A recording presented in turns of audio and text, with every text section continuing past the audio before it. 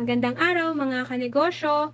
Ite-testing natin ngayon ang GCash feature ng ating 3-in-1 Wi-Fi vending machine.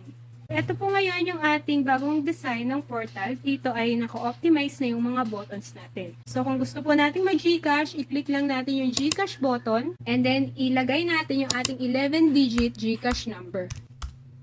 And then, click lang yung proceed. Take note na 100 pesos po yung minimum cash in natin for GCash.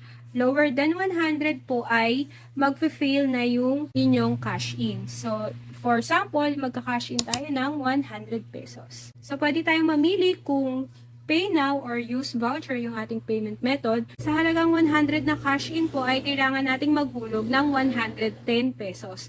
Kumbaga po, 10 pesos yung ating transaction fee. Take note po na ito ay adjustable, depende po kung magkano yung desired amount nyo. Pwede nyong babaan o kaya ay taasan po. Pero naka-default siya na 10 pesos. I-click ko lang po yung pay now. Yan. 50 pesos. Then 20. Okay, 20. 10 pesos. Then 10 pesos lang.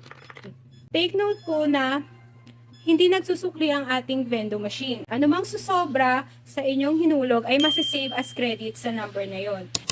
So, ayan po. Na-receive ko na agad yung aking GCash in. Okay. Maraming salamat.